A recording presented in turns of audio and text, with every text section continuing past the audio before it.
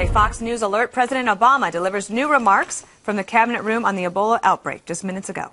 Well, obviously, the news has been dominated by the diagnosis of a second healthcare worker in Dallas with Ebola. And in light of this second case, I thought it was very important for me to bring together our team, including our CDC director, Tom Frieden, to hear directly from them in terms of how we are ramping up our efforts here.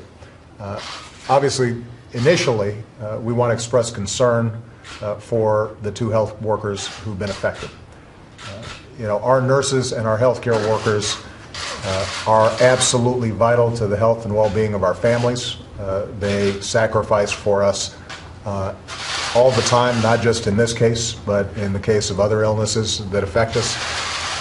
They are selfless, they work hard, they're often underpaid, and so our thoughts and prayers are with them, and we have to make sure that we are doing everything we can to take care of them, even as they take care of us. As a consequence, what we've been doing here today is reviewing exactly what we know about what's happened in Dallas and how we're going to make sure that something like this is not repeated and that we are monitoring, supervising, overseeing in a much more aggressive way exactly what's taking place in Dallas initially, and making sure that the lessons learned are then transmitted to hospitals and clinics all across the country. First of all, what I've directed the CDC to do is that as soon as somebody is diagnosed with Ebola, we want a rapid response team, a SWAT team, essentially from the CDC, to be on the ground as quickly as possible, hopefully within 24 hours, so that they are taking the local hospital step by step through exactly what needs to be done and making sure that all the protocols are properly observed, that the use of protective equipment is done effectively, that the disposal of that protective equipment is done properly. The key thing to understand about this disease is that these protocols work. We know that because they've been used for decades now in Ebola cases around the world, including the cases that were treated in F.E.M.A and in Nebraska. So if they're done properly, they work.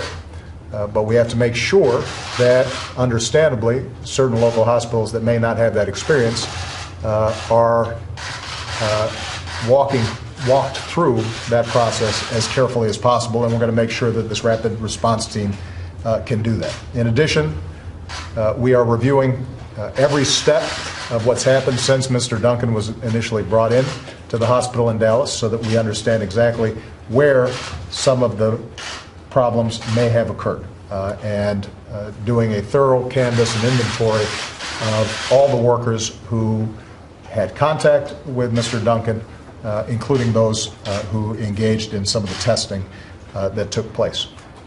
We are now communicating all these various lessons to hospitals, clinics, first responders around the country, and obviously, given all the attention that this has received, we're going to make sure that that provision of information is constant, ongoing, and being updated on a real-time basis. In addition, we are working very carefully with the mayor of Dallas, the governor of Texas, and others to make sure that in the event any other cases arise from these health workers, that they are properly cared for in a way that is consistent with public safety. I know that people are concerned about the fact that the second healthcare worker had traveled. Here's what we know about Ebola, that it is not like the flu. It is not airborne.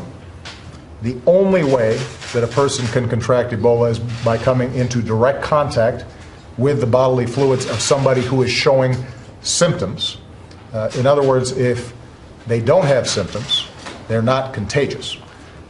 What we are able to do, however, is to do what's called contact tracing, so that anybody who may have had contact with someone, even if it was incidental contact, even if they weren't showing symptoms, being able to identify who those individuals are and make sure that they are then being monitored in a way that allows us to make certain that the disease does not spread further.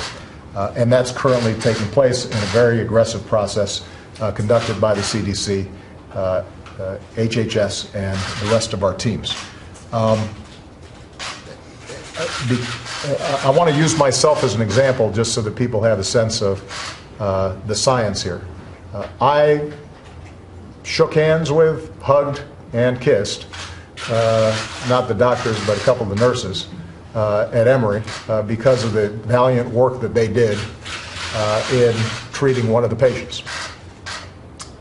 They followed the protocols, they knew what they were doing, and I felt perfectly safe doing so.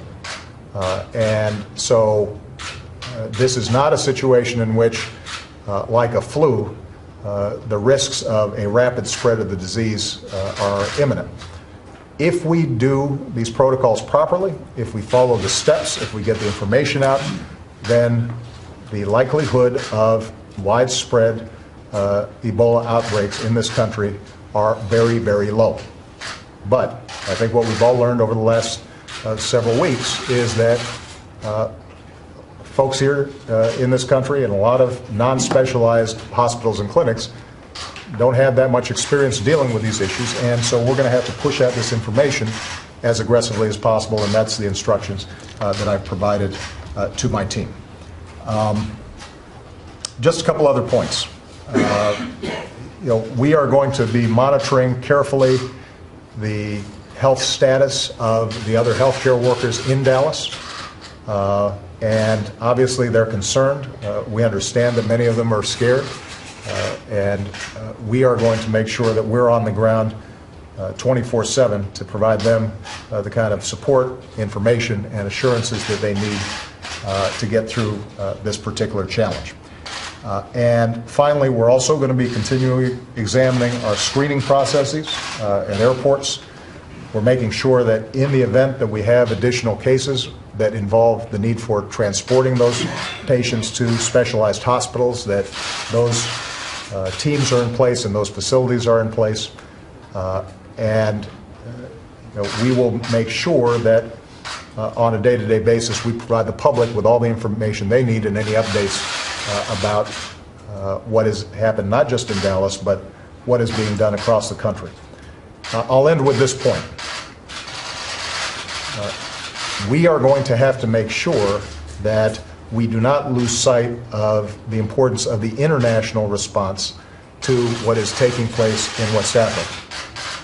I am absolutely confident that we can prevent a serious outbreak of the disease here in the United States. But it becomes more difficult to do so if this epidemic of Ebola rages out of control in West Africa. If it does, then it will spread globally in an age of frequent travel and the kind of constant interactions that people have across borders.